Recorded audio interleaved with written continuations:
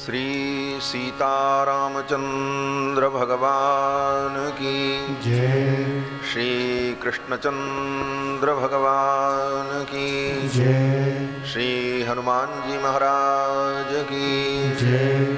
सब संतन की जय। सब भक्तन की जय। सत्य सनातन वैदिक धर्म की जय। अवध धाम की जय। सरयू मैया की जय। श्री राम कथा महोत्सव की जय। जय जय सीताराम।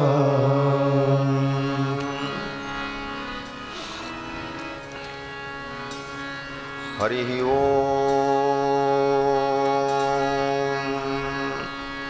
तच्छंजोरावृणीमहे गातुं यज्ञाय गातुं यज्ञपतये दैवी स्वस्तिरस्तु नः स्वस्तिर्मानुषेभ्यः ऊर्ध्वं जिगातु भेषजं शन्नो अस्तु द्विपदे सं चतुष्पदे रामाय रामभद्राय रामचंद्राय वेधसे रघुनाथाय नाथाय सीतायाः पतये नमः।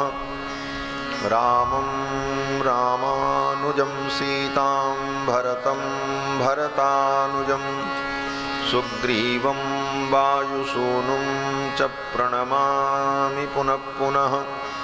नमोऽस्तु रामाय सलक्ष्मणाय देव्यै च तस्यै जनकात्मजायै नमोऽस्तु रुद्रेन्द्रयमानिलेभ्यो नमोऽस्तु चन्द्रार्कमरुद्गणेभ्यः। चरितं रघुनाथस्य शतकोटिप्रविस्तरम् एकैकमक्षरं प्रोक्तं महापातकनाशनं कूजन्तं राम रामेति मधुरं मधुराक्षरम् आरुह्य कविता शाखां वन्दे वाल्मीकिकोकिलं यः पिबन् सततं रामचरितामृतसागरम् अतृप्तस्तं मुनिं वन्दे प्राचेतसमकल्मषं गोष्पदीकृतवारीशं मसकीकृतराक्षसं रामायणमहामालारत्नं वन्दे नीलात्मजम् अञ्जनानन्दनं वीरं जानकीशोकनाशनं कपीशमक्षहन्तारं वन्दे लङ्काभयङ्करं वैदेहीसहितं सुरद्रुमतले हैमे महामण्डपे मध्ये पुष्पकमासने मणिमये वीरासने सुस्थितम् अग्रे वाचयति प्रभञ्जनसुते तत्त्वं मुनिभ्यः परं व्याख्यान्तं भरतादिभिः परिवृतं रामं भजे श्यामलं व्याख्यामुद्रां करसरसिजैः पुस्तकं शङ्खचक्रे बिभ्रद्भिन्नस्फटिकरुचिरे पुण्डरीके निषण्णः अम्लानश्रीरमितविशदैरंसुविप्लावयन्माम् आविर्भूयादनगमहिमा मानसे वागधीशः शाण्डिल्याह्वयवंशवारिदविधुं श्रीकोसलेशार्चकं विश्वक्सेन यतीन्द्रदेशिकपदद्वन्द्वारविन्दाश्रितं स्वाचार्ये सुयतौ जगद्गुरुवरे श्रीरामनारायणे नित्यं सक्तमतिं जगद्गुरुवरं श्रीवासुदेवं भजे। अस्मद्गुरुभ्यो नमः। अस्मत्परमगुरुभ्यो नमः। अस्मत्सर्वगुरुभ्यो नमः। श्रीमते श्रीभाष्यकाराय नमः। श्रीपराङ्कुशपरकालयतिवर वरवरप्रतिवादिभीकरगुरुभ्यो नमः। श्रीजानकीकान्तस्मरणं श्रीराधाकान्तस्मरणं सन्तपूर्वाचार्याः सहायाः सन्तपूर्वाचार्याः सहायाः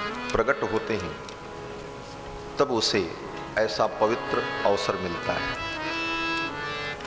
श्री वेदव्यास जी कहते हैं कि भाग्योदयेन बहुजन्म समर्जितेन सत्संगमं च लभते पुरुषो यदा वै अज्ञान हेतुकृत मोह मदांधकार नाशम विधाय ही तदोदयते विवेकः। जब जीव का भाग्योदय होता है, अनेक जन्मों के पुण्य प्रकट होते हैं, तब उसे क्या मिलता है? ले सत्संगमं च लभते, तब उसे सत्संग करने का अवसर मिलता है, भगवान की कथा श्रवण करने का अवसर मिलता है। और भगवान की कथा को सुनकर, महापुरुषों की पवित्र वाणी को सुनकर जीव का जो मोह है वह मोह समाप्त होता है। जो अज्ञान का हेतु है, अज्ञान हेतु कृत मोह मदांधकार, अज्ञान का हेतु जो मोह है, उस मोह का अंधकार दूर हो जाता है। और मोह का अंधकार दूर होने पर विवेक का उदय होता है। जैसे रात्रि का अंधकार समाप्त तब होता है जब सूर्योदय होता है, उसी प्रकार नाशम विधाय हि तदोदयते विवेकः।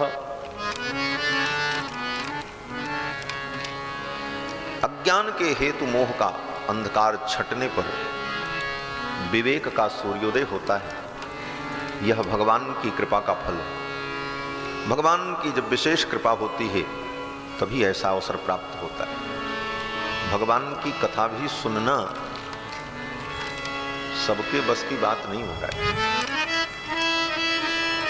दत्त चित्त होकर शांति से बैठकर इसे पीना, इसे सुनना, यह भी एक बहुत बड़ी साधना है अपने आप में।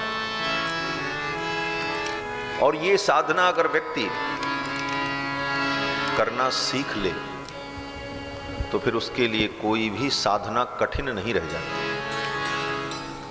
ऐसे व्यक्ति 4 घंटे कंप्यूटर पर बैठकर, कुर्सी पर बैठकर के काम कर लेता है, लेकिन 4 घंटे अगर उसको कहा जाए कि तुम शांति से बैठकर भगवान की कथा सुनो, एसी चल रही है, पंखा चल रहा है, तुम्हें कोई कठिनाई नहीं होगी, लेकिन वो 4 घंटे कथा नहीं सुन सकता।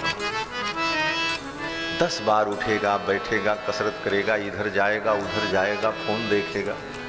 कितने लोगों को मैं देखता हूँ कथा कम सुनते हैं, फोन ज्यादा देखते रहते। क्या हो रहा है? क्यों? बोले कथा में मन नहीं लगता, इसलिए। मन की चंचलता है। मन अगर भगवान की कथा में स्थिर हो जाए तो फोन क्या, आपके बगल में कौन आकर के बैठा आपको पता नहीं चलेगा। श्रीमद् वाल्मीकि रामायण में वर्णन है कि जब कुश और लौ भगवान की कथा का गान करने लगे, अयोध्या के राज दरबार में सभी श्रोता मंत्र मुग्ध होकर के जब सुनने लगे, उस समय भगवान श्री राम अपने सिंहासन से उतरकर साधारण लोगों के बीच में जाकर बैठ गए और भगवान श्री राम भी कथा सुनने लगे। जिन श्री राम की कथा हम आपको सुना रहे हैं, इस कथा के जो नायक हैं वे भगवान श्री राम, अखिल कोटि ब्रह्मांड नायक। वे भगवान श्री राम भी इस कथा को सुनने के लिए बड़े विनम्र भाव से अपने सिंहासन से उतरकर साधारण लोगों के बीच में जाकर के बैठकर कथा सुनने लगे। महर्षि वाल्मीकि लिखते हैं कि सचापि राम परिषद गतः शनैः। सचापि राम, यहां पर अपि शब्द का प्रयोग जो महर्षि वाल्मीकि ने किया, सचापि राम, अपि माने भी, भगवान श्री राम भी, बहुत बड़ी बात है, भगवान श्री राम भी इस कथा को सुनने के लिए इतने विनम्र भाव से जाकर के साधारण लोगों के बीच में बैठे। सचापि राम परिषद गत सनैहि। और गए कैसे? बोले इतने धीरे से जाकर के बैठे कि जिसके बगल में बैठे उसको भी पता नहीं चला कि कौन मेरे बगल आकर। क्यों? बोले जिसके बगल में मैं बैठूंगा, अगर कहीं मेरे आने जाने से, उठने बैठने से उसका ध्यान भगवान की कथा से हटकर मेरी तरफ हो जाए तो यह अपराध होता है, ये कथा का अपराध है। ये मैं इसलिए कह रहा हूं कि जिस कार्य को हम करें उस कार्य में हमसे अपराध न बने, इसके लिए भी सावधान रहना चाहिए। कथा में अपराध क्या है? बोले कथा में आपके व्यवहार से सुनने वाले श्रोताओं को असुविधा हो, उनका मन भगवान की कथा से हटकर आपकी तरफ आकर्षित हो, आपकी एक्टिविटी को देखकर, आपकी गतिविधि को देख करके उनका ध्यानाकर्षण हो, इसका मतलब आप अपराध कर रहे हो। आप भगवान के ध्यान में निमग्न उन भक्तों के ध्यान को भगवान से हटा रहे हैं, इससे बड़ा अपराध और क्या हो सकता है? और कथा में विघ्न हो, सुनने वाले श्रोताओं को, सुनाने वाले वक्ता को किसी भी प्रकार का मानसिक क्लेश अगर हो तो यह ब्रह्म हत्या के समान पाप माना जाता है। यहां पंडित लोग बैठे हुए हैं। पंडित का मतलब ब्राह्मण नहीं, पंडित का मतलब विद्वान, विपश्चित। विद्वान विपश्चित दोषज्ञ। यहां विपश्चित लोग बैठे हैं। श्री देवी भागवत में प्रारंभ में ही वेदव्यास जी ने लिखा है कि निद्राभंगो कथाच्छेदः दंपत्योः प्रीतिभेदनम। कोई व्यक्ति प्रगाढ़ निद्रा में सो रहा हो, थका मांदा हो, तो उसे जाकर के आप अपने स्वार्थ के लिए जगा दो, उसकी निद्रा भंग कर दो, तो ब्रह्म हत्या का पाप लगता है। कोई व्यक्ति थका मांदा है, कार्य करके आया है, विश्राम कर रहा है, और आप अपने कार्य के लिए उसे सोने न दो, उसकी निद्रा भंग करो, ये ब्रह्म हत्या का पाप। और कथा में ऐसा आचरण हो जिसके कारण कथा में सुनने वाले और सुनाने वाले का मन व्यथित हो, बोले ये ब्रह्म हत्या का पाप। दंपत्योः प्रीतिभेदनम। परस्पर दो प्रेमियों के बीच में भेद पैदा कर दो, पति पत्नी के प्रेम में खलल पैदा कर दो, इधर की बात उधर करके दोनों के बीच में मतभेद पैदा कर दो, तो यह क्या है? बोले ब्रह्म हत्या समम पापम। ये ब्रह्म हत्या के समान पाप होता है। तो भगवान की कथा हम दत्त चित्त होकर के सुनने लग जाएं, भगवान की कथा में हमारा मन स्थिर हो, यह बहुत बड़ी साधना है। और ये साधना में अगर आप प्रवीण हो गए तो आपके लिए फिर कोई साधना कठिन नहीं रह जाएगी। किसी भी साधना में आप सफल हो सकते हैं। भगवान की कथा स्वयं में साधन भी है और साध्य भी। भगवान की भक्ति, भगवत प्रेम, भगवत चरणानुराग को उत्पन्न करने के लिए ये कथा पहले साधन बनती, और ये भगवान के चरणों से जीव को जोड़ने के लिए कथा पहले साधन बनती है, और फिर साधन बनने के बाद जीव को भगवान से जोड़ देने के बाद कथा ही फिर साध्य बन जाती है। फिर भक्त इस कथा के बिना रह नहीं पाते, कथा ही उनके जीवन का आधार बन जाती, उनके जीवन का सार बन जाती। गोपियों ने भगवान के विरह में यही कहा है, जिससे हमारा प्रेम हो और उस प्रेमी का विरह हो, तो उस विरह के दुख को सहन करने का उपाय क्या है? अपने प्रियतम के विरह के दुख को सहन करने की विधि क्या है? तो कहते हैं कि अपने प्रियतम के विरह के दुख को सहन करने की विधि है कि उसकी कथा का, उसके चरित्र का, उसके नाम का, उससे जुड़ी हुई बातों का बार बार चिंतन चलता रहे मन में। और यही होता भी, हम बार बार उसी विषय में सोचते हैं, उसी का चिंतन करते हैं, उसी में डूबे रहते हैं, उसी ख्याल में हम पड़े रहते हैं। वही आधार बन करके उसके जीवन का रक्षक होता है। इसीलिए भागवत में वर्णन है कि जब गोपियां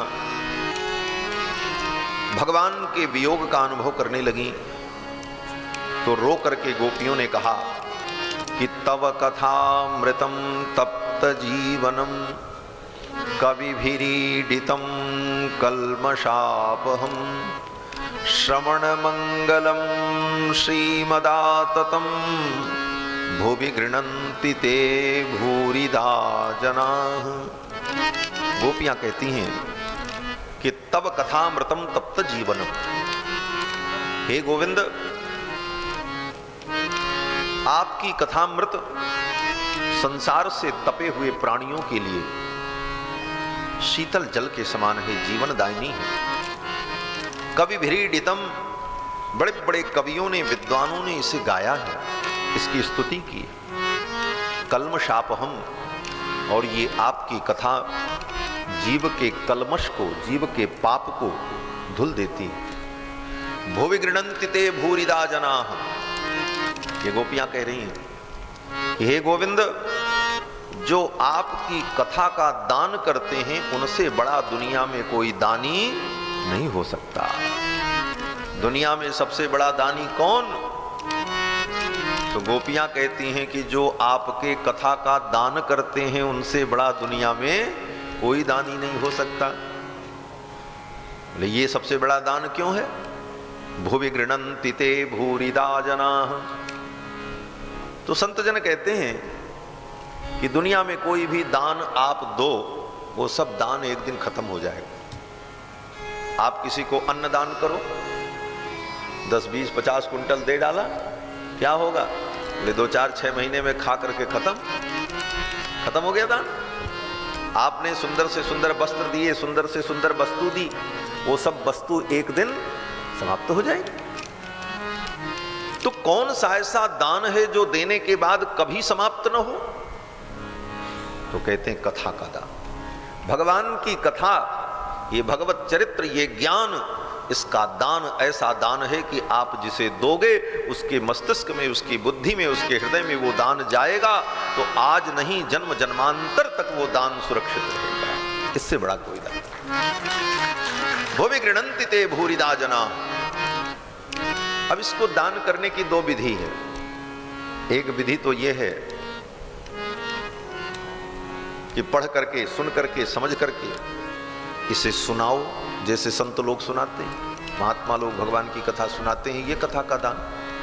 और पढ़ करके, समझ करके हम सुना करके कथा का दान न कर सकें तो कथा सुनाने की व्यवस्था करें, ऐसे आयोजन करें, ऐसी कथा करें कि हजारों लोग इस कथा को सुने और सुन करके लोग इस कथा को प्राप्त करें, तो यही कथा का दान है। भुवि गृह्णन्ति ते भूरिदा जनाः। भगवान की ये मंगलमयी पावन कथा श्री अवध धाम में विराजमान होकर श्री राम जन्म महोत्सव के अवसर पर भगवान की पावन कथा का हम सभी लोग श्रवण लाभ प्राप्त कर रहे हैं। कल के प्रसंग में आप सभी लोगों ने श्रवण किया कि श्री विश्वामित्र जी महाराज अयोध्या आए और लक्ष्मण के सहित श्री राम जी की याचना की। विश्वामित्र जी ने यही कहा कि अनुज समेत देहु रघुनाथा और निशिचर बधमय हो बसना था। अनुज के सहित रघुनाथ जी को आप मुझे दे दो, इनके द्वारा निशाचरों का वध होगा और मैं सनाथ हो जाऊंगा। 2 बातें कही विश्वामित्र जी, इनके द्वारा असुरों का संहार होगा और मैं सनाथ हो जाऊंगा। क्या विश्वामित्र जी अभी तक अनाथ हैं कि भगवान को पाकर के सनाथ होंगे? तो संतों ने कहा हाँ, विश्वामित्र जी भी अनाथ हैं। बोले इतने बड़े ज्ञानी, इतने बड़े विद्वान और वो अनाथ हैं? बोले अनाथ भी कई प्रकार के होते हैं। एक अनाथ तो वो होते हैं जिनका दुनिया में कोई नहीं, न माँ न बाप न भाई न बंधु न धन संपत्ति घर परिवार कुछ नहीं, अनाथ। एक अनाथ वो है, और वो लोग जहां रहते हैं उसको अनाथालय कहते हैं। और एक अनाथ वो होते हैं जिनके पास सब कुछ है, धन है, संपत्ति है, परिवार है, वैभव है, ऐश्वर्य है, लेकिन धन संपत्ति परिवार वैभव ऐश्वर्य के अभिमान में वो किसी को अपना नाथ मानने को तैयार नहीं। वो सोचते हमसे बड़ा कोई है ही नहीं, वो अपना नाथ किसी को बनाए ही नहीं आज तक। न रघुनाथ जी को अपना नाथ बनाया, न यदुनाथ को अपना नाथ बनाया, न जगन्नाथ को ही अपना नाथ बनाया, विश्वनाथ को भी अपना नाथ नहीं बनाया। किसी को अपना नाथ अगर वो नहीं बनाता अपने जीवन में, तो ऐसा प्राणी सब कुछ प्राप्त करने के बाद भी अनाथ ही है। और ऐसे बड़े बड़े धन मदांध, धन का जिनको मद हो, ऐसे धन दुर्मदांध लोगों की बड़ी बड़ी अट्टालिकाएं भी किसी अनाथालय से कम नहीं। वो भी अनाथालय, क्योंकि वहां भी अनाथ ही लोग रहते, उनका कोई नाथ ही नहीं। तो विश्वामित्र जी महाराज इतने बड़े ज्ञानी तपस्वी विद्वान सब होने के बाद भी एक प्रकार से वो अनाथ ही हैं, क्योंकि आज तक इन्होंने किसी को अपना नाथ माना ही नहीं, अपने से बड़ा किसी को समझा ही नहीं। जो गीता में भगवान श्री कृष्ण कहते हैं 18वें अध्याय में कि कोन्योस्त सदृशो मया, मेरे समान कौन है। ये जो बुद्धि है, मेरे समान कोई हो ही नहीं सकता, हमसे अच्छा कौन है दुनिया में। तो कोन्योस्त सदृशो मया, मेरे सदृश कौन है ये बुद्धि जिसके अंदर आ गई, वह अनाथ है। और ऐसे ही अनाथ मानो विश्वामित्र जी हैं, जिन्होंने अपने जीवन में कभी किसी को अपने सामने समझा ही नहीं। त्रिशंकु के लिए यज्ञ कर रहे थे स्वर्ग भेजने के लिए। त्रिशंकु को स्वर्ग भेजा, देवताओं ने स्वर्ग से ढकेल दिया। बोले जो व्यक्ति गुरु के शाप से चांडाल हो गया हो, गुरुपुत्रों ने शाप दिया था त्रिशंकु को चांडाल हो जाने का, गुरु के पुत्रों के द्वारा शापित होकर जो चांडाल योनि को प्राप्त हो गया, और वो व्यक्ति स्वर्ग की प्राप्ति के लिए यज्ञ करे, और उस यज्ञ को कराने वाला आचार्य ब्राह्मण न हो, अयाजको ब्राह्मणो यत्र, महर्षि वाल्मीकि कहते हैं जहां पर याजक जो है वो ब्राह्मण न हो, ऐसे प्राणी के लिए स्वर्ग नहीं होता। देवताओं ने स्वर्ग से ढकेल दिया। तो विश्वामित्र जी ने अपनी हजारों वर्ष की तपस्या को लगा करके त्रिशंकु को स्वर्ग भेजने की योजना बनाई, संकल्प किया कि अगर यज्ञ के द्वारा तुम्हें स्वर्ग नहीं मिल सकता तो मैं अपनी तपस्या का तुम्हें दान करता हूं, मेरी तपस्या के बल पर तुम स्वर्ग जाओ। फिर भी स्वर्ग में त्रिशंकु को स्थान नहीं मिला, देवताओं ने भगा दिया। तब विश्वामित्र जी ने कहा अगर ऐसी बात है तो अब मैं दूसरा स्वर्ग बनाऊंगा। बोले स्वर्ग दूसरा बना लोगे, स्वर्ग का दूसरा राजा कहां मिलेगा? बोले दूसरा इंद्र मैं बनाऊंगा, अन्यमिंद्रम करिष्यामि, मैं दूसरा इंद्र बना दूंगा, दूसरे देवताओं की सृष्टि करूंगा। ऐसा गर्व था विश्वामित्र कि मेरे समान कौन हो सकता। लेकिन सब कुछ करने के बाद अंत में विश्वामित्र जी को यही समझ में आया कि जब तक मन बुद्धि चित्त और इंद्रियों के कर्तृत्व का समर्पण परमात्मा के चरणों में नहीं होगा, तब तक जीवन में पूर्णता नहीं आएगी। समस्त उपलब्धियों के बाद, सब कुछ करने के बाद अंत में जब तक परमात्मा के चरणों में समर्पण न हो जाए, शरणागति न हो जाए, और वो शरणागति कैसी? बोले न धर्मनिष्ठोस्मि न च आत्मवेदी, धर्म का भी अभिमान हमारे अंदर न रहे। यही तो आचार्य कहते हैं, हम खूब धर्म करें, दान करें, पुण्य करें, यज्ञ करें, तीर्थ करें, लेकिन इन सारे कर्मों को करते हुए भी इन कर्मों का रंच मात्र भी हमारे अंदर मान न हो, अभिमान न हो कि मैं इतना करता हूं मेरा तो कल्याण होगा ही होगा। कभी मत सोचना। अगर ये सोचे कि इतना हम सब करते हैं इसलिए हमारा कल्याण हो जाएगा, बोले वो धर्म तुम्हारे अभिमान का हेतु बन गया। सब कुछ धर्म करते हुए भी ये समझो मैंने कुछ नहीं किया, मेरे अंदर तो धर्म की निष्ठा ही नहीं है। न धर्मनिष्ठोस्मि न च आत्मवेदी। वेद वेदांत का बोध हो जाने के बाद भी यही अनुभव करो हमें कोई बोध नहीं है, हम अज्ञानी। न च आत्मवेदी न भक्तिमास्त्वच्चरणारविंदे। भगवान के चरण अरविंद में मेरी भक्ति भी नहीं है। अकिंचनो, मैं अकिंचन हूं। अकिंचन का मतलब जिसके पास कुछ न हो, अकिंचन का। अकिंचनो नन्यगति शरण्यो, और मैं अनन्य गति हूं। अनन्य गति का मतलब दूसरी गति भी नहीं है, जाऊं तो कहां जाऊं, जाऊं कहां तज चरण तुम्हारे। भगवान के चरणों को छोड़कर जाएं कहां, कहीं कोई गति भी तो नहीं, अनन्य गति। त्वत्पाद मूलम शरणम प्रपद्ये। हे प्रभु मैं आपके चरणों में अपना सब कुछ समर्पण कर रहा हूं। देह समर्पण ही नहीं, शरीर से तो समर्पण होता ही होता है। हम साष्टांग प्रणाम करते हैं भगवान को, ये शरणागति तो शरीर से होती, लेकिन शरीर के साथ साथ मन बुद्धि कर्तृत्व सबका समर्पण भगवान, यही पूर्ण शरणागति है।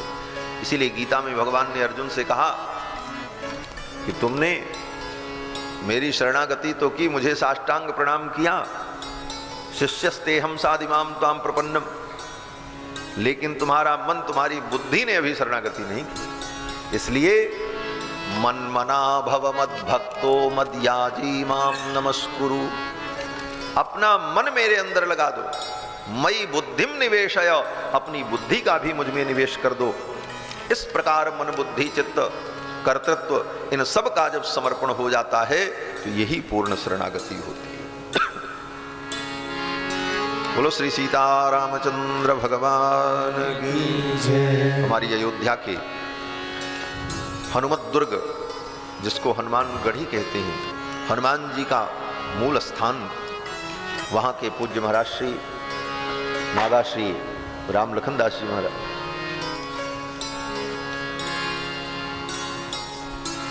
श्री हनुमान जी महाराज की पवित्र माला लेकर के पधारे। पूज्य महाराज श्री के चरणों में दंडवत प्रणाम।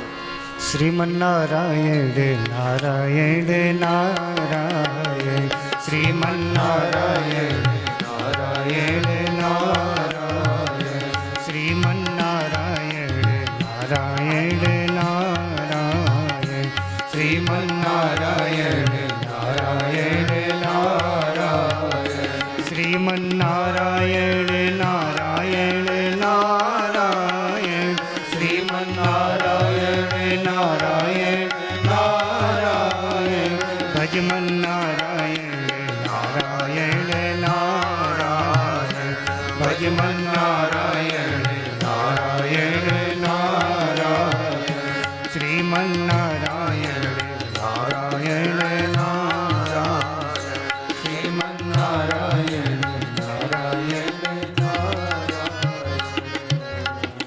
बोलो श्री लक्ष्मी नारायण भगवान की जय। हमारे मध्य में परम श्रद्धेय श्री हरिदास जी महाराज नागाजी हनुमानगढ़ी पूज्य महाराज श्री पधारे। आपका स्वागत अभिनंदन।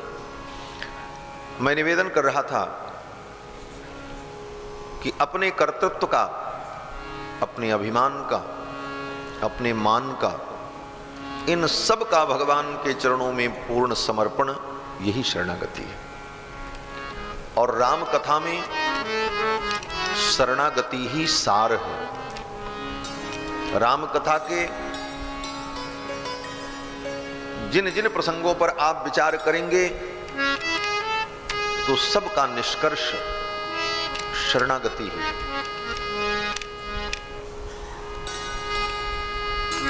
आदि से लेकर अंत तक श्री रामायण महाकाव्य में, श्री रामचरित्र में पग पग पर शरणागति का ही विवेचन किया गया। प्रारंभ में देखो, सबसे पहले देवताओं की शरणागति होती। सभी देवता रावण से जब त्रस्त हो जाते हैं तो अपनी रक्षा के लिए भगवान की शरण में आते हैं। जय जय सुरनायक जन सुखदायक प्रणत पाल भगवंता।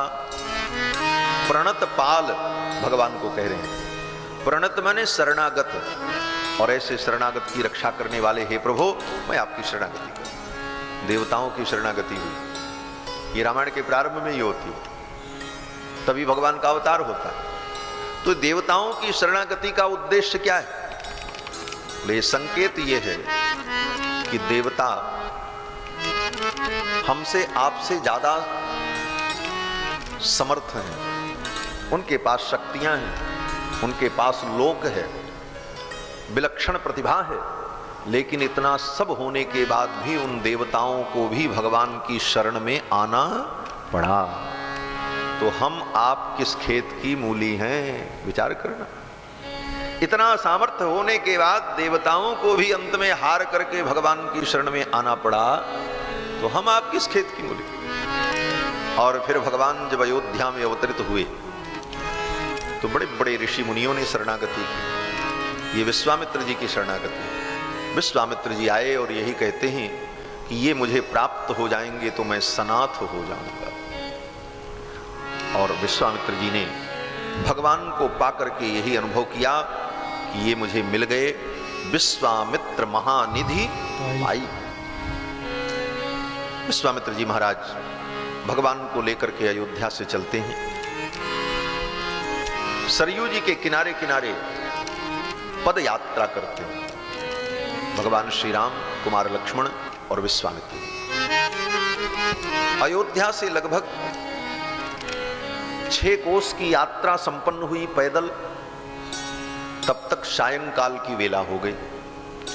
जब सायंकाल की वेला हो गई तो विश्वामित्र जी ने सोचा अब रात में आगे जाना ठीक नहीं, यहीं विश्राम करना चाहिए, और सरयू के तट पर विश्राम करने की योजना बनाई। और विश्वामित्र जी सोचने लगे भगवान तो मुझे मिल गए, लेकिन भगवान से हमारा कोई संबंध अभी तक नहीं हुआ, इनको मैं अपना क्या बनाऊं। भगवान मिल गए लेकिन इनसे हमारा संबंध क्या है, हमारे इनके बीच में क्या संबंध होना चाहिए, यह भी विचारणीय है। भगवान की उपासना में संबंध अनुभव करते हुए उपासना यही उत्तम उपासना है।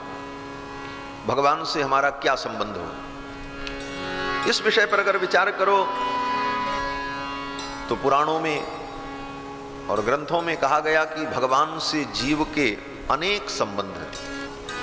पिता तु रक्षक शेषी भर्ता गेयो रमापति स्वाम्याधारो ममात्मा च भोक्ता चेति मनोदितः। पिता तु रक्षक शेषी, भगवान पिता हैं, हम उनके पुत्र हैं। पिता पुत्र संबंध, रक्ष रक्षक संबंध, ज्ञाता ज्ञेय संबंध, शेष शेषी संबंध, भर्ता भार्या संबंध। भगवान हमारे पति हैं, हम उनकी पत्नी हैं, यह भी संबंध।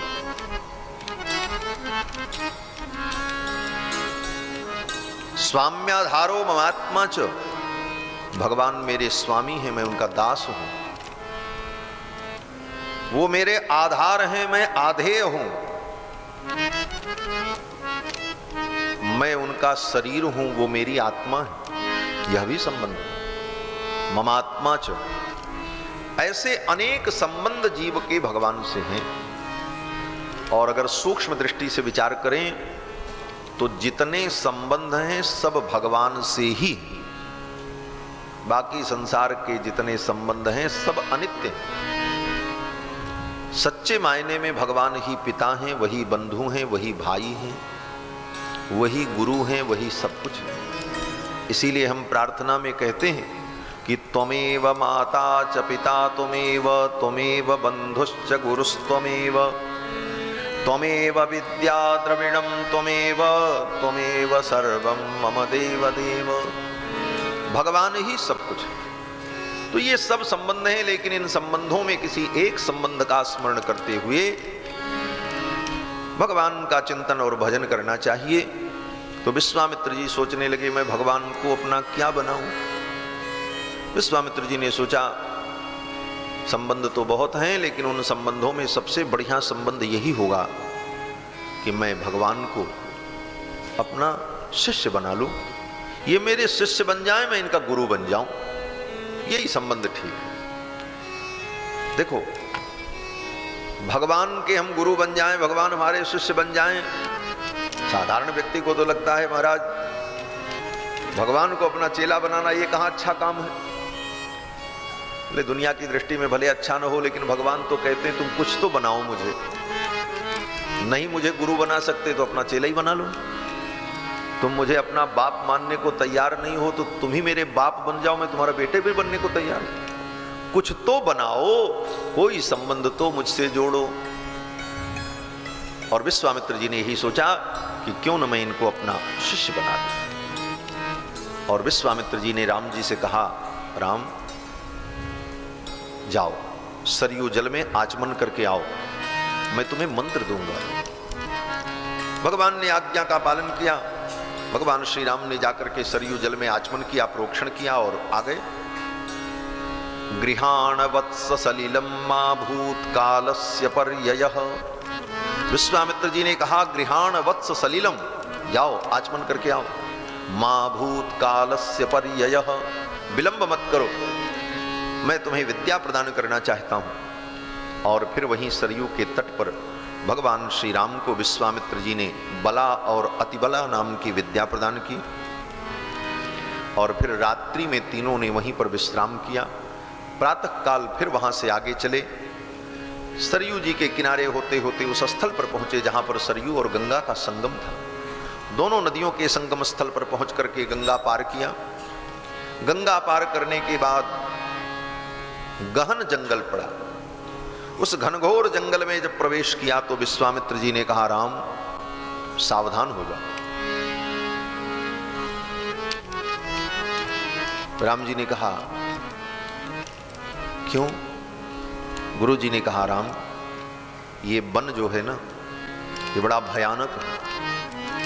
इस वन का नाम है ताटका वन। कभी ये नगर हुआ करता था। मलद और करूष नाम के दो बड़े स्फीत जनपद यहां पर थे और कितने लोग यहां निवास करते थे, लेकिन आज ये जंगल हो गया है। राम जी ने पूछा क्यों? विश्वामित्र जी ने कहा यहां एक यक्षिणी आ गई जिसका नाम ताटका है, और वो ताटका यक्षिणी ने इस नगर में रहने वाले सब लोगों को खा लिया, सबको मार डाला। और अब वो इसी जंगल में रहती है और बड़ी भयानक है। 6 कोस के अंदर वो रहती है। इसलिए हे राम वो कभी भी कहीं से भी आ सकती है, इसलिए सावधान हो जाओ। तुरंत भगवान श्री राम ने अपने धनुष को ज्यासज्ज कर लिया। विश्वामित्र जी समझाने लगे। विश्वामित्र जी ने कहा, राम अगर वो ताटका आ जाए तो उसे छोड़ना मत, मार देना। राम जी ने कहा, गुरुजी आपकी आज्ञा है, मार देंगे। थोड़ी दूर चलने के बाद विश्वामित्र जी ने कहा, देखो राम स्त्री समझ करके उसके ऊपर दया मत करना, तुम मर्यादा पुरुषोत्तम हो। कहीं तुम मर्यादा के चक्कर में पड़ गए कि स्त्री के ऊपर हाथ उठाना ठीक नहीं है और तब तक वो हम सबको खा जाएगी, इसलिए ताटका आ जाए तो दया मत करना, उसे मार देना। राम जी ने कहा मार देंगे। फिर आगे बढ़े। थोड़ी दूर जाने पर विश्वामित्र जी ने कहा, राम देखो दूसरों को कष्ट देने वाला कोई भी हो पापी, उसे दंड देने में संकोच नहीं करना चाहिए, चाहे वो कितना भी बड़ा श्रेष्ठ व्यक्ति क्यों न हो। शुक्राचार्य की मां सारी सृष्टि को समाप्त कर देना चाहती थी तो भगवान विष्णु ने शुक्राचार्य की मां का वध कर दिया। इसलिए हे राम वो ताटका आ जाए तो दया मत करना, मार देना। राम जी ने कहा मार देंगे। फिर थोड़ी दूर चले। फिर विश्वामित्र जी ने कहा, राम देखो वो ताटका कभी भी आ सकती है, मार देना। 5 बार विश्वामित्र जी ने राम जी से कहा कि ताटका आ जाए तो मार देना। राम जी ने सोचा गुरु जी कह रहे हैं मार देना मार देना, वो आवे तब न मारे, किसको मारे? आ जाती तो हम मार देते। तो विश्वामित्र जी महाराज जब बार बार कह रहे थे तो राम जी ने विचार किया कि जब तक ताड़का मर नहीं जाएगी तब तक विश्वामित्र जी को, गुरु जी को शांति नहीं है। तो इनके मन को शांत करने के लिए, इनको प्रसन्न रखने के लिए मुझे ताटका का वध करना चाहिए, और अब ताटका आएगी तब हम उसे मारेंगे, ये ठीक नहीं। अब ताटका को बुला ही लेते हैं। और ताटका को बुलाने के लिए भगवान ने योजना बनाई। भगवान ने क्या किया, बोले अपने धनुष की ज्या को, धनुष की डोरी को ऐसे पकड़ा और कस करके खींचा। बद्धा मुष्टि मरिंदमः ज्याघोषमकरोत् तीव्रम दिशः शब्देन नादयन्। धनुष की ज्या को, धनुष की डोरी को पकड़ करके राम जी ने ऐसे खींचा, और खींच करके जब छोड़ा तो ऐसी भयंकर टंकार हुई कि पूरा जंगल गुंजायमान हो गया। ताड़का सो रही थी, उसकी निद्रा भंग हो गई, और वो गर्जना करती हुई ताड़का दौड़ पड़ी महाराज। चले जाते मुनि दीन दिखाई, चले जाते मुनि दीन दिखाई, सुन ताड़का क्रोध कर धाई, सुन ताड़का क्रोध कर धाई। एक ही बार प्राण हर लीना, एक ही बार प्राण हर लीना, दीन जानते निज पद दीना, दीन जानते निज पद दीना, दीन जानते निज पद दीना। ताड़का गर्जना करती हुई आ गई। तब तक भगवान श्री राम ने एक ही बाण में ताड़का को मार दिया। एक ही बाण प्राण हर लिया। ताड़का तो मर गई। ताड़का के मर जाने पर विश्वामित्र जी बड़े प्रसन्न हुए। तब विश्वामित्र जी महाराज ने तब ऋष निज नाथई जिय चीन्ही, विद्या निधि कहूं विद्या दीनी। और भी जो विद्याएं थी उन सारी विद्याओं को विश्वामित्र जी ने भगवान श्री राम को समर्पित कर दिया। ये भगवान ने श्री रामावतार में पहली बार किसी का वध किया है। जिस कार्य के लिए भगवान का अवतार हुआ, परित्राणाय साधूनाम विनाशाय च दुष्कृताम, दुष्टों के विनाश के लिए, और दुष्टों के विनाश का कार्य प्रारंभ हो गया, श्री गणेश हो गया। भगवान ने ताटका का वध किया। और देखो श्री कृष्णावतार में भी भगवान ने सबसे पहले राक्षसी को ही मारा। कृष्ण भगवान ने किसको मारा? पूतना को मारा। और राम जी ने भी सबसे पहले शुरुआत कहां से की? बोले ताड़का को मारा। दोनों अवतार में, श्री रामावतार और कृष्णावतार में, राक्षसी का वध किया राम जी ने और कृष्ण ने। राम जी ने जिसको मारा उसका भी नाम 3 अक्षर का है, ताटका। और जो कृष्ण भगवान ने मारा जिस राक्षसी को, उसका भी नाम 3 अक्षर का, पूतना। शब्द भी उतने हैं, स्वर भी उतना। जितना ह्रस्व दीर्घ स्वर है उसमें भी कोई अंतर नहीं, उतने ही। और दोनों की आकृति प्रकृति भी समान। ताड़का भी 6 कोस लंबी चौड़ी, बसत्यत्यर्ध योजने। और पूतना को भगवान श्री कृष्ण ने मारा, पूतना भी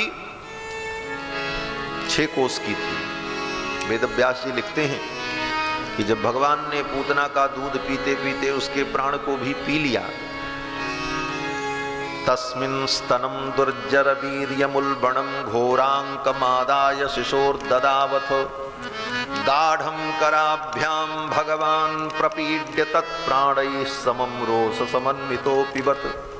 रोष से समन्वित होकर भगवान ने जब पूतना के प्राण का पान कर लिया तो पूतना निष्प्राण होकर के जब गिरी तो कितनी विशाल काया थी।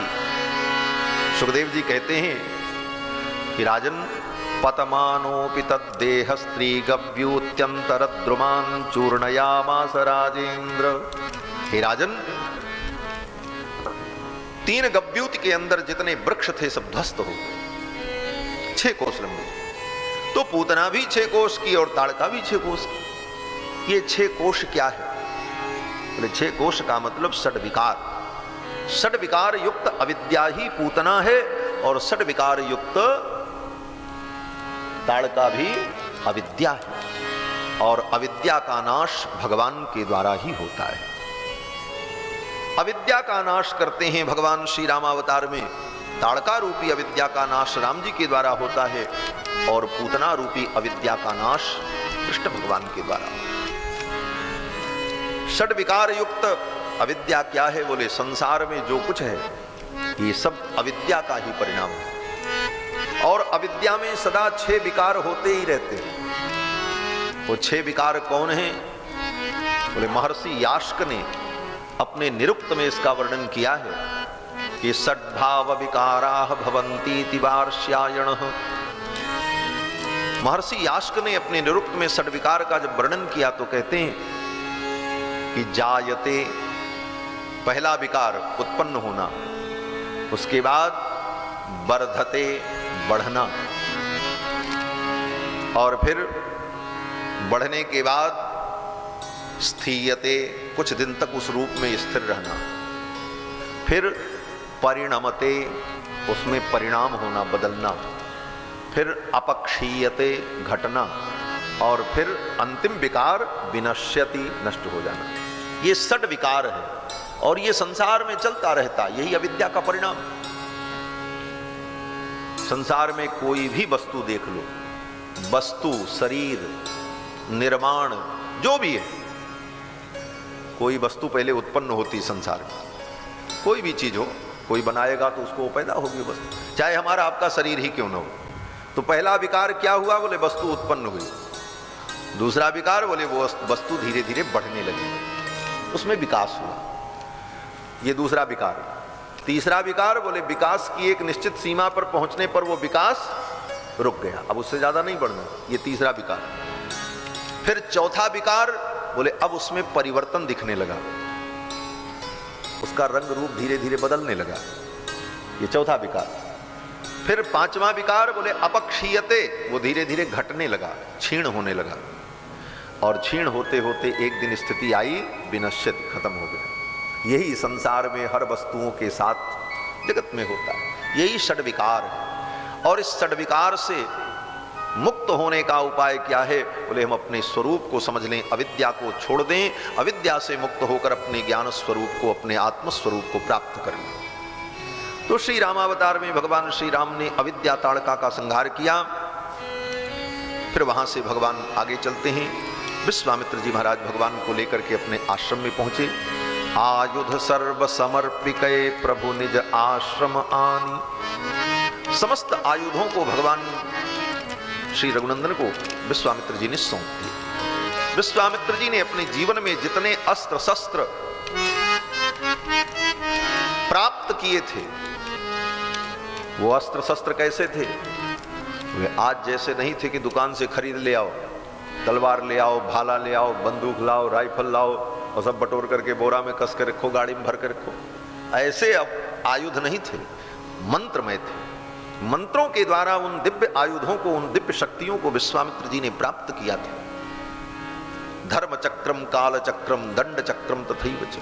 काल चक्र, धर्म चक्र, दंड चक्र, अनेक ऐसे आयुध मंत्रमय, उन समस्त आयुधों को विश्वामित्र जी ने राम जी को सौंप दिया। वो सारे मंत्र, वो सारी विधियां सब राम जी को बता दी। और राम जी ने जब उसका पाठ किया तो जितनी विद्याएं थीं सब मूर्तिमान होकर के उपस्थित हो गई। सारी विद्याएं मूर्तिमान होकर के प्रकट हो गईं और सब ने राम जी से हाथ जोड़ करके कहा, मुझे स्वीकार कर लो। यही गुरु की कृपा है। विद्या पढ़ने से, रटने से, रात दिन पढ़ते पढ़ते आंख पर डबल लेंस का चश्मा लग जाए, इससे विद्या नहीं आती। अविद्या तो आ जाएगी। अविद्या मतलब संसार की जो जीने की कला है, जीने का ढंग है, वो सीखने के लिए तो इस विधि से सीख सकते हैं। लेकिन जिसे विद्या कहा जाए, ज्ञान कहा जाए, वह ज्ञान, वो विद्या गुरु की कृपा से प्राप्त हो। और गुरु की कृपा हो जाए तो विद्याएं स्वतः आकर के उसका वर्ण कर लेती। समस्त विद्याएं आ गईं और कहने लगी कि मुझे स्वीकार कर लो। भगवान श्री राम ने प्रणाम किया और राम जी ने उन विद्याओं से कहा कि तुम सब मेरे मन में आकर के बैठ जाओ। वो सारी विद्याएं आकर के मन में प्रतिष्ठित हो गईं। भगवान श्री राम ने कहा जब आवश्यकता लगेगी तो हम आपका स्मरण करेंगे। और वो सारी विद्याएं, वो सारे अस्त्र शस्त्र मंत्रमय भगवान श्री रघुनंदन में प्रतिष्ठित हो गए। इस प्रकार आयुध सर्व समर्पिके प्रभु निज आश्रम आनी, कंदमूल फल भोजन दीन भगति हित जानी। फिर आश्रम में कंदमूल फल जो कुछ उपलब्ध था वो सब राम जी को समर्पित किया विश्वामित्र जी ने। विश्वामित्र जी के आश्रम में जो मुनि महात्मा थे उन सभी लोगों ने राम जी का दर्शन करके आनंद का अनुभव किया। और पहुंचने के बाद रात बीती, दूसरे दिन प्रातः काल ही भगवान श्री राम ने कहा गुरुदेव आज से ही आप अपना यज्ञ प्रारंभ करें। प्रात कहासन मुनि रघुराई, निर्भय यज्ञ करो तुम जय। प्रातः काल ही विश्वामित्र जी से राम जी ने कहा कि अब आज से ही आप यज्ञ प्रारंभ करो। यहां तो प्रातः काल की बात है, लेकिन वाल्मीकि रामायण में तो और विलक्षण बात कही। वाल्मीकि रामायण के अनुसार जब राम जी विश्वामित्र जी के आश्रम में पहुंचे तो पहुंचते ही राम जी ने कहा अद्यैव दीक्षाम प्रविश, आज ही आप अपने यज्ञ की दीक्षा ले लीजिए और यज्ञ प्रारंभ करिए। मैं देखता हूं कौन असुर आपके यज्ञ में विघ्न करता है। अब मैं आ गया हूं, कोई चिंता की बात नहीं है, आज ही आप अपने यज्ञ को प्रारंभ करें। अद्यैव दीक्षाम प्रविश भद्रम ते मुनिपुंगव, हे मुनिपुंगव आपका मंगल हो, आप आज ही यज्ञ प्रारंभ करें। प्रातः काल ही विश्वामित्र जी महाराज यज्ञ प्रारंभ करते हैं। होम करने लागे मुनि झारी, होम करने लागे मुनि झारी, आप रहे मक की रखवारी, आप रहे मक की रखवारी। सुनि मारी चिन साचर क्रोही, सुन मारी चिन साचर क्रोही, ले सहाय धावा मुनि द्रोही, ले सहाय धावा मुनि द्रोही। बिनु फरमान राम तेहि मारा, बिनु फरमान राम तेहि मारा। सत जो जन का सागर पारा, सत जो जन का सागर पारा। पावक सरि सुबाहु पुनि मारा, पावक सरि सुबाहु पुनि मारा। अनुज निशाचर कटक संघारा, अनुज निशाचर कटक संघारा। होम करन लागे मुनि झारी, होम करन लागे मुनि झारी। श्री विश्वामित्र जी महाराज ने यज्ञ की दीक्षा ली, यज्ञ प्रारंभ हो गया। होम करन लागे मुनिझारी, आप रहे मख की रखवारी। सुनि मारीच निशाचर को ही लय सहाय धावा मुनि। मारीच और सुबाहु अपने असुरों को लेकर, साथियों को लेकर यज्ञ में विघ्न करने के लिए आ गए। यहां पर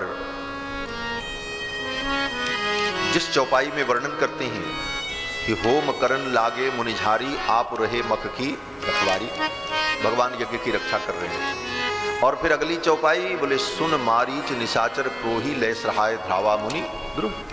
मारीच अपने असुरों को लेकर के आ गया।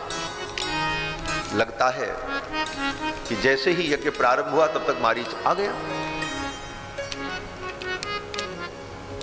लेकिन इन दोनों चौपाइयों के बीच में 6 दिन का अंतर है। 6 दिन का अंतर है महाराज।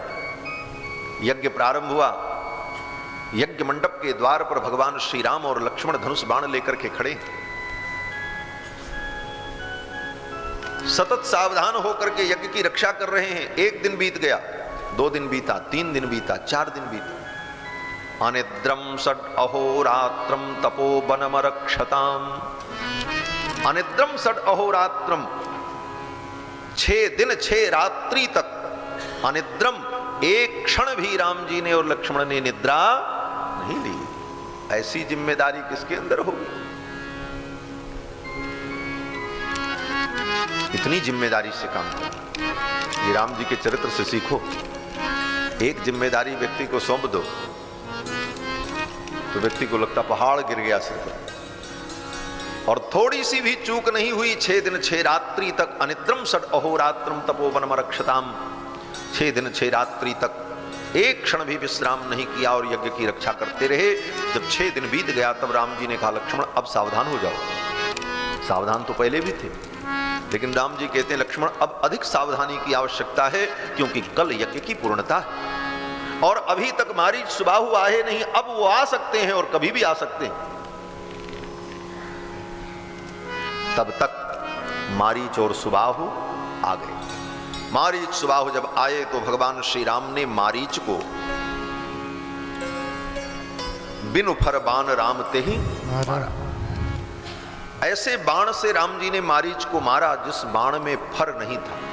फर माने आगे की वो जो नोक थी उसको हटा दिया। क्यों? बोले नोक रहती तब तो मर जाता, धंस जाता बाण जाकर। क्योंकि मारीच को मारना नहीं है, क्योंकि आगे इसका उपयोग है लीला में। अगर मारीच नहीं रहेगा तो मृग कौन बनेगा? सीता हरण कैसे हो? और सीता जी का हरण नहीं होगा तो रावण कुंभकर्ण का मरण कैसे होगा? सब लीला पहले से तय है ना। सारा प्रोग्राम बना करके भगवान आए हैं, क्या क्या करना है, कैसे कैसे करना है, प्री प्लान, पहले से सब प्लान करके आए हुए हैं। यही तो भगवान की लीला।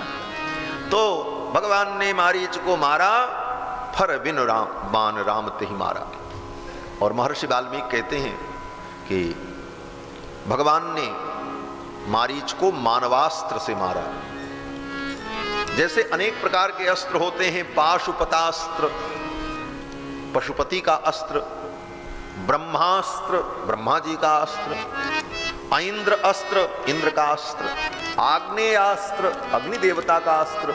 उसी प्रकार मनुष्यों के नाम पर भी एक अस्त्र है जिसका नाम है मानवास्त्र। और मानवास्त्र की विशेषता क्या है? महर्षि वाल्मीकि कहते हैं कि मानवम परमोदारम, ये मानवास्त्र बड़ा उदार है, ये बड़ा दयालु है। क्यों? बोले ये मारता तो है लेकिन प्राण नहीं लेता है, दूर फेंक देता है। मानवम परमोदारम अस्त्रम परम भास्वरम चिक्षेप राघव क्रुद्धो मारीचो रसि राघव। क्रोध में आकर के भगवान ने उस बाण को मारीच के वक्षस्थल पर मारा और वो बाण मारीच को लिया और लेकर के उड़ा महाराज जोर से और बड़ी बेग से। और जब लेकर के जाने लगा राम जी बड़े प्रसन्न हुए। राम जी ने लक्ष्मण से कहा देखो देखो लक्ष्मण, मेरा बाण इस मारीच को किस प्रकार लेकर के जा रहा है। ओ बाण महाराज मारीच को ऐसे एक बार में ही लेके नहीं गया। वो बाण जाकर के मानवास्त्र मारीच को लगा और लगने के बाद कभी मारीच को खूब ऊपर ले जाए, फिर नीचे ले आवे, फिर इधर घुमावे और ऐसे नचाते घुमाते लेकर के वो बाण जा रहा।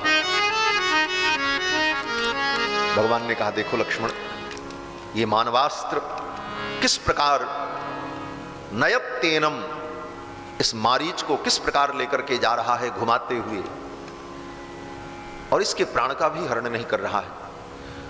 तो मारीच को भगवान ने मानवास्त्र से मारा और दूर जाकर के 100 योजन समुद्र में मारीच गिरा और सुबाहु को भगवान ने आग्नेयास्त्र से मार दिया। बाकी जितने असुर थे उनको लक्ष्मण जी ने समाप्त कर दिया। यज्ञ पूर्ण हुआ। यज्ञ पूर्ण होने के बाद विश्वामित्र जी महाराज यज्ञ मंडप से जब बाहर निकले तो भगवान श्री राम ने और कुमार लक्ष्मण ने गुरु जी के चरणों में प्रणाम किया। प्रणाम किया तो विश्वामित्र जी ने दोनों भाइयों को उठा करके हृदय से लगा लिया और आशीर्वाद देते हुए विश्वामित्र जी ने कहा कि कृतार्थोस्मि महाबाहो कृतम गुरु वचस्त्वया। हे रघुनंदन, मैं तुम्हें पाकर के कृतार्थ हो गया। कृतम गुरु वचस्त्वया, तुमने गुरु के वचन का पालन किया और मेरा यज्ञ पूर्ण हो गया। सिद्धाश्रमोयम सिद्ध स्यात्, ये मेरा सिद्धाश्रम आज वास्तव में सिद्धाश्रम हो गया, मुझे सिद्धि की प्राप्ति हो गई। विश्वामित्र जी ने खूब आशीर्वाद दिया भगवान को, कुमार लक्ष्मण को, और फिर भगवान कुछ दिन तक विश्वामित्र जी के आश्रम में रहे। तह पुनि कछुक दिवस रघुराया, रहे कीन विप्रन पर दया। ब्राह्मणों पर दया करके ठाकुर जी कुछ दिन तक विश्वामित्र जी के आश्रम में निवास करते हैं। और उसी समय विदेहराज जनक जी के यहाँ धनुष यज्ञ का आयोजन था और धनुष यज्ञ का निमंत्रण आया, सूचना आई। तो विश्वामित्र जी महाराज ने राम जी से कहा, रघुनंदन, यहां से जनकपुर सन्निकट और जनकपुर के राजा महाराज क्षीरध्वज जनक धनुष यज्ञ कर रहे हैं और मेरे साथ तुम भी चलो, उस धनुष यज्ञ का दर्शन करो। राम, तुमने एक ब्राह्मण के यज्ञ को पूर्ण किया, अब चल करके एक क्षत्रिय के यज्ञ को भी पूर्ण करा दो। ब्राह्मण के यज्ञ को तुमने पूर्ण कर दिया, मेरा यज्ञ पूर्ण हो गया। अब एक क्षत्रिय के यज्ञ को भी पूर्ण कर दो। राजा जनक यज्ञ कर रहे हैं धनुष यज्ञ, और वो तब पूरा होगा जब आप चलोगे। धनुष यज्ञ की चर्चा सुनकर के राम जी बड़े प्रसन्न हुए और जनकपुर चलने को तैयार हो गए। धनुष यज्ञ सुनी रघुकुल नाथा, हर से चले मुनि वर के साथा। धनुष यज्ञ सुनी रघुकुल नाथा, हर से चले मुनि वर के साथा। आश्रम एक दीख मग माही, खग मृग जीव जंतु तहनाही। आश्रम एक दीख मग माही, खग मृग जीव जंतु तहनाही। पूछा शिला प्रभु देखी, सकल कथा मुनि कहा विषेखी। पूछा मुनि शिला प्रभु देखी, सकल कथा मुनि कहा विषेखी। धनुष यज्ञ सुनी रघुकुल नाथा, हर से चले मुनि वर के साथा। हर से चले मुनि वर के साथा। हर से चले मुनि वर के साथा। धनुष यज्ञ सुनकर भगवान रघुनंदन विश्वामित्र जी के साथ मिथिला की यात्रा पर चल पड़े।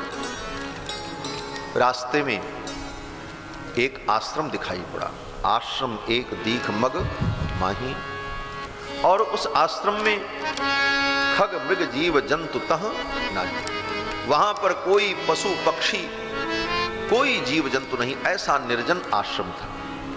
आश्रम तो बड़ा सुंदर, बड़े सुंदर सुंदर वृक्ष लगे हैं, वृक्षों में फल लगे हैं, लेकिन वहां न कोई पक्षी है न कोई मृग है, सन्नाटा ही सन्नाटा। राम जी ने सोचा इतना सुंदर आश्रम और यहां कोई रहता नहीं। तब तक राम जी की दृष्टि गई, देखते क्या है, एक शिला पड़ी थी, एक विशाल शिला थी। उस शिला की आकृति को देखकर राम जी को कुछ आश्चर्य सा लगा और राम जी ने विश्वामित्र जी से पूछा, गुरुदेव ये शिला कैसी है? पूछा मुनि शिला प्रभु देखिए। विश्वामित्र जी तो आगे चले गए, राम जी पीछे पीछे। राम जी ने जब पूछा, गुरुजी ये शिला कैसी है? तो विश्वामित्र जी रुक गए और घूम करके देखा उन्होंने। शिला को देखा, राम जी को देखा, और विश्वामित्र जी कहने लगे, राम, इस रास्ते से मैं कितनी बार गया हूं और कितने लोग आए, कितने लोग गए, लेकिन आज तक किसी की दृष्टि इस शिला पर नहीं पड़ी, मेरी भी दृष्टि नहीं पड़ी। तुम्हारी दृष्टि कैसे पड़ गई? तुमने कैसे इस शिला को देख लिया? तो राम जी मुस्कुराने लगे और मुस्कुराते हुए मानो राम जी कहना चाहते हैं, गुरुदेव, जिसको कोई नहीं देखता, जिस पर किसी की दृष्टि नहीं पड़ती, ऐसे दीनहीन पर मेरी दृष्टि पड़ती है, उसको मैं देखता। और वास्तव में वो अहिल्या गौतम नारी शाप बस उपल देह धरि धीर, चरण कमल रज चाहती कृपा करो रघुवीर। विश्वामित्र जी ने कहा, रघुनंदन तुम ठीक कहते, ये वास्तव में दीना है, हीना है, परित्यक्ता है, शापिता है। और हे रघुनंदन, ऐसे पतितों का उद्धार तो आपके द्वारा ही होता है। आप पतित पावन हो, गौतम नारी शाप बस उपल देह धरि धीर, चरण कमल रज चाहती कृपा करो रघुवीर। हे रघुनंदन, इसको आप अपने चरण रज से पवित्र करो। चरण रज से ही पवित्र करने का उपाय, चरण रज से ही ये पवित्र होगी, ये उपाय विश्वामित्र जी क्यों कहते हैं? भगवान तो किसी भी प्रकार जीव को पवित्र कर सकते हैं। भगवान किसी को देख लें वो पवित्र हो जाए, भगवान किसी को छू लें पवित्र हो जाए, भगवान किसी के विषय में सोच लें तो वो पवित्र हो जाए, भगवान कह दें कि ये पवित्र हो जाए तो पवित्र हो जाए। तो चरण रज से ही पवित्र हो गए, क्या कारण था? तो संत जन कहते हैं, बोले कांटे से कांटा निकलता है। अहिल्या का शाप, अहिल्या का ताप, इसका कारण क्या था? बोले अहिल्या के शाप ताप का कारण रजोगुण है। रजोगुण के कारण ही अहिल्या को शाप मिला, रजोगुण के कारण ही काम क्रोधादि की वृद्धि होती, रजोगुण के कारण ही अहिल्या को शाप मिला। तो रजोगुण की निवृत्ति के लिए भगवान के चरणों की रज ही तो चाहिए।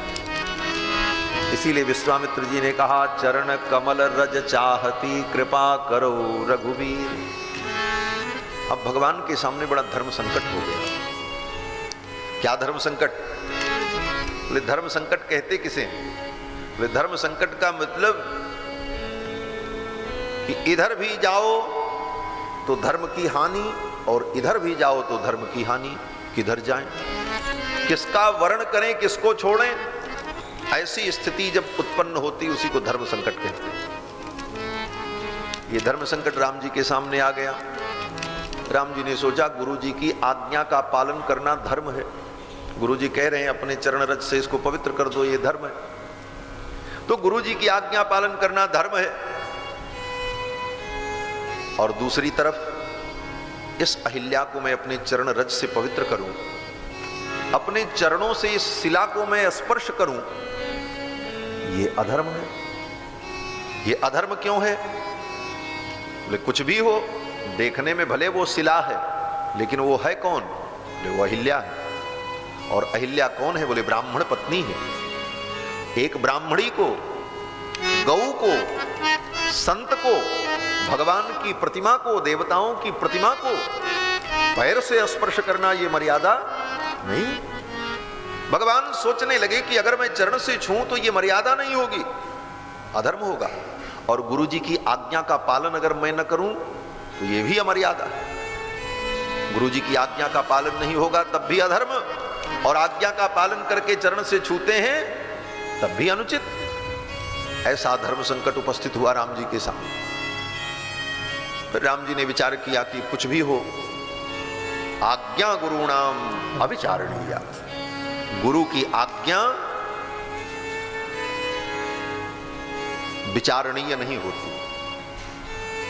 ये वाक्य बड़ा गंभीर वाक्य भी है और इसका पालन कर पाना भी सबके लिए संभव नहीं होता। आज्ञा गुरुणाम अविचारणीया।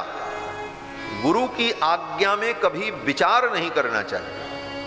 वो कह दिए तो अब वो धर्म हो चाहे अधर्म हो, उसका पालन कर देना चाहिए।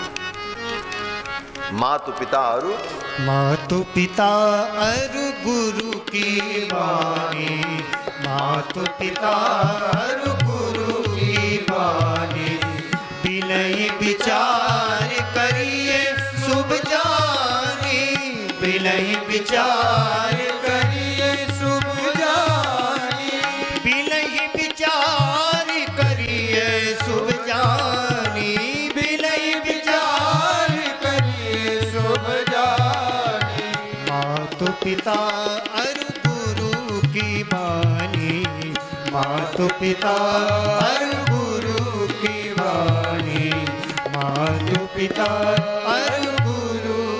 माता पिता गुरु, इनकी वाणी में विचार नहीं करना चाहिए। लेकिन इन तीनों की आज्ञा में माता पिता गुरु एक क्रम की श्रेष्ठता का भी विवेचन किया है। मातृदेवो भव, पितृदेवो भव, आचार्य देवो भव, ये वेदों का वचन है। माता को देवता समझो, पिता को देवता समझो, मातृदेवो भव, पितृदेवो भव, आचार्य देवो भव, और इनकी आज्ञा में विचार नहीं करना। लेकिन कहीं ऐसी परिस्थिति आ जाए तो माता पिता के आज्ञा में तो विचार करने के लिए थोड़ी छूट भी है। क्यों? बोले मां का पहले नाम लिया मातृदेवो भव, उसके बाद पितृदेवो भव, और तब आचार्य देवो भव। आचार्य माने गुरु। माता की आज्ञा पालनीय होती है, लेकिन माता से ज्यादा पिता की आज्ञा पालनीय होती है। क्यों? बोले माता हो सकता है मूर्ख हो, कोई जरूरी नहीं है कि हर व्यक्ति की मां विदुषी ही कोई आवश्यक नहीं है कि हर व्यक्ति की मां शास्त्रज्ञ हो सकता है वो मोह में पड़ करके ऐसी आज्ञा दे रही हो। तो उस स्थिति में मां की आज्ञा का पालन न भी हो सके तो दोष नहीं, लेकिन मां की अपेक्षा पिता बुद्धिमान और विज्ञ होता है, इसलिए माता से ज्यादा पिता की आज्ञा पालनीय होती है। लेकिन किसी परिस्थिति में पिता भी मूर्ख हो सकता है। क्यों? बोले कोई जरूरी नहीं है सबके पिता विद्वान ही हो, ज्ञानी ही, पिता भी मूर्ख हो सकते हैं। उस स्थिति में पिता की भी आज्ञा पालन करना अनिवार्य नहीं होता। और फिर तीसरे नंबर पर बोले आचार्य देवो भव। आचार्य माने गुरु। गुरु की आज्ञा बोले वो तो सर्वथा पालनीय होती है। क्यों? बोले आचार्य कभी मूर्ख होता ही नहीं। क्यों? बोले मूर्ख होगा तो फिर आचार्य नहीं होगा। आचार्य का मतलब क्या है? बोले आचार्यो वेद संपन्नो विष्णु भक्तो विमत्सरः मंत्रज्ञो मंत्र भक्तश्च सदा मंत्राश्रय शुचिः सत्संप्रदाय संयुक्तो ब्रह्म विद्या विशारदः सिद्धम सत्संप्रदाय स्थिर धियमनघम श्रोत्रियम ब्रह्मनिष्ठम सत्वस्थम सत्यवाचम समय नियततया साधुवृत्त्या समेतम दंभासूयाद मुक्तम जित विषयगणम दीर्घबंधुम दयालुम स्खालित्ते शासितारम स्वपरहित परम देशिकम भूषणुरीपसेत। तो ये सब जो आचार्य के लक्षण कहे गए, तो आचार्य कभी मूर्ख नहीं हो सकता, गुरु कभी मूर्ख नहीं हो सकता। इसलिए गुरु की आज्ञा में तो विचार करने की आवश्यकता ही नहीं होती। आज्ञा गुरुणाम अविचार। इसलिए भगवान ने चिंतन किया कि अब गुरुदेव ने कह दिया है तो स्पर्श कर ही देते हैं। और फिर भगवान ने अपने चरण रज से अहिल्या का उद्धार कर दिया, अपने चरण कमल का स्पर्श कराया। चरण रज लगते ही अहिल्या जो शिला रूप में थी उस शिला रूप अंतर्हित हो गया। अहिल्या दिव्य स्त्री के रूप में प्रकट हो गई और अहिल्या ने भगवान को प्रणाम करते हुए सुंदर स्तुति की। परिसत पद पावन शोक न सावन प्रकट भई तब भुंज सही देखत रघुनायक जन सुखदायक सन्मुख हुई कर जोर रही अति प्रेम अधीरा पुलक शरीरा मुख नहीं आवई वचन कही अतिशय बड़ भारी चरणन लागी जुगल नयन जलधार बही धीरज मन कीला रघुपति कृपा भगति पाई, अति निर्मल वाणी अस्तुति ठानी, ज्ञान कम जय रघुराई। मैं नारी पावन प्रभु जग पावन, रावण रिपुजन सुखदाई। राजीव विलोचन भव भय मोचन, पाई पाई शरण आए। मुनि श्राप जो दीना अति भल कीना, परम अनुग्रह में माना। देखो हरि लोचन हरि भव मोचन, यही लाभ शंकर जाना। बिनती प्रभु मोरी मैं मति भोरी, नाथ न मांगो पर आना। पद कमल परागा रस अनुरागा, मम मन मधुप करे पाना। यही पद सुर सरिता परम पुनीता, प्रकट भई शिव शीस धरी। सोई पद पंकज जे पूजत अज, मम सिर धरो कृपाल हरि। यही भांति सिधारी गौतम नारी, बार बार हरि चरण परी। जो अति मन भावा सो बर पावा, जय पति लोक आनंद भरी। परसत पद पा परसत पद पा परसत पद पा। भगवान के चरण रज को पाकर अहिल्या पवित्र हो गई। भगवान ने अहिल्या को तार दिया। विश्वामित्र जी ने यही कहा था कि तारयैनाम महाभागाम अहिल्याम देवरूपिणी। इस देवरूपिणी अहिल्या का आप उद्धार कर दो, इसे तार दो। अहिल्या दिव्य रूप में प्रकट हो गई। अहिल्या ने भगवान की स्तुति की और स्तुति करते हुए अहिल्या ने कहा कि हे प्रभु, जिन चरणों से गंगा प्रकट हुई, जही पद सुर सरिता परम पुनीता, प्रकट भई शिव शीश धरी। जिन चरणों से गंगा का प्राकट्य हुआ और उन गंगा को अपने सिर पर भगवान शिव धारण करते हैं, जिन चरणों की रज को प्राप्त करने के लिए, जिन भगवान के चरण कमल के, भगवान के श्री चरण कमल के नखमणि चंद्रिका की एक ज्योत्सना को प्राप्त करने के लिए बड़े बड़े योगी अमलात्मा महात्मा लोग जन्म जन्मांतर कल्प कल्पांतर जुग जुगांतर तक निरंतर निरंतरायमान यम नियम आसन प्राणायाम प्रत्याहार धारणा ध्यान समाधि के द्वारा भगवान के श्री चरण कमल की नखमण चंद्रिका को प्राप्त करने के लिए सतत प्रयत्नशील रहते हैं, ऐसे उन चरणों को स्वयं भगवान ने कृपा करके अहिल्या के मस्तक पर पधराया। सोई पद पंकज जेहि पूजत अज। ब्रह्मा भी जिन चरणों की पूजा करते हैं, मम सिर धर्यो कृपाल हरि, उन चरणों को स्वयं भगवान ने कृपा करके मेरे सिर पर रखा। यह अनुभव करती हुई अहिल्या परम आनंदित होती हैं और अहिल्या ने कहा, आज तो मुझे अनुभव हो गया कि महर्षि गौतम ने, मेरे स्वामी ने मुझे जो शाप दिया बहुत अच्छा किया। आज तक तो मैं दुखी थी कि मेरे पति ने मुझे शाप दे दिया, इसका पश्चाताप था, लेकिन आज तो मुझे प्रसन्नता हो रही है कि मेरे पति ने बहुत अच्छा किया था, हमको शाप दे दिया। मुनि शाप जो दीन्हा अति भल कीन्हा, बहुत अच्छा किया। अगर वो शाप न देते तो आज आपके चरण कमल की प्राप्ति मुझे कैसे होती। मुनि शाप जो दीन्हा अति भल कीन्हा, परम अनुग्रह मैं माना। ये तो उनका अनुग्रह मेरे ऊपर हो गया। फिर तो उसी समय महर्षि गौतम भी आ गए और अपनी पत्नी अहिल्या को परम पवित्र रूप में पाकर महर्षि गौतम भी प्रसन्न हो गए और फिर दोनों दिव्य दंपति भगवान से विदा लेते। वाल्मीकि रामायण में तो वर्णन है कि उसी समय महर्षि गौतम आए, फिर तो अहिल्या ने अपने उस आश्रम में भगवान का पूजन किया, भगवान का आतिथ्य किया, क्योंकि भगवान अतिथि के रूप में आए। और फिर भगवान श्री राम ने, कुमार लक्ष्मण ने अहिल्या के चरणों में प्रणाम किया, वंदन किया। महर्षि की पत्नी है इसलिए भगवान ने वंदन किया। और फिर अहिल्या ने भगवान को आशीर्वाद दिया।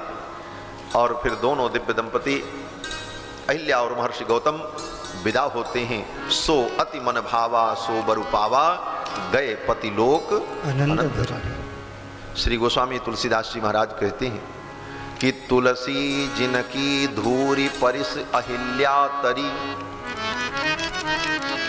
तुलसी जिनकी धूरी परस अहिल्या तरी, गौतम सिधारे गृह गवनो सो लवाई के। महर्षि गौतम अपनी पत्नी अहिल्या को लेकर के जब चले तो महर्षि गौतम को यही अनुभव हुआ कि आज मैं अपनी पत्नी अहिल्या का गौना करा करके अपने घर लेकर के जा रहा हूं। जैसे ब्याह होने के बाद गौना होता है, और हमारे बिहार में मिथिलांचल में कहते हैं दिरागमन, यह न कहते हैं, ये मिथिलानी बैठी हैं सब आगे सब, तो मिथिला में दुरागमन कहते हैं, तो उसी को यहाँ की भाषा में गवना कहते हैं। तो जैसे बर विवाह के बाद अपनी पत्नी का गवना करा करके ले जाता है, तो जो आनंद, जो प्रसन्नता होती है, उसी प्रसन्नता से महर्षि गौतम अपनी पत्नी को लेकर के जाते हैं। गौतम सिधारे गृह गवनो सो लवाई के। महर्षि गौतम तो विदा हो गए। भगवान श्री राम, कुमार लक्ष्मण, विश्वामित्र जी और उनकी मुनिमंडली वहां से आगे बढ़ी। आगे कहां जाते हैं? बोले गंगा के तट पर जाते हैं। और गंगा के तट पर जाकर के राम जी ने स्नान किया, मुनियों ने स्नान किया। गंगा कैसे पृथ्वी पर आई, गंगा के अवतरण की कथा विश्वामित्र जी ने राम जी को सुनाई। गंगा की उत्पत्ति की, गंगा अवतरण की कथा राम जी ने सुनी। और उसके बाद वहां जितने ब्राह्मण थे, तीर्थ पुरोहित, उन सबको राम जी ने दान किया। और ये सब काम करने के बाद हर्षित होकर के, प्रसन्न होकर के भगवान जनकपुर के लिए चलते हैं। चले राम लक्ष्मण मुनि संगा, गए जहां जग पावनी गंगा। चले राम लक्ष्मण मुनि संगा, गए जहां जग पावनी गंगा। चले राम लक्ष्मण मुनि संगा, गए जहां जग पावनी गंगा। कादि सुन सब कथा सुनाई, यही प्रकार सुर सरी मई आई। गादि सुन सब कथा सुनाई, यही प्रकार सुर सरी मई आई। तब प्रभु ऋषि समेत नहाए, तीर्थ दान मई देवन पाए। तब प्रभु ऋषि समेत नहाए, तीर्थ दान मई देवन पाए। हर्षि चले मुनि बंद सहाया, देवी विदेह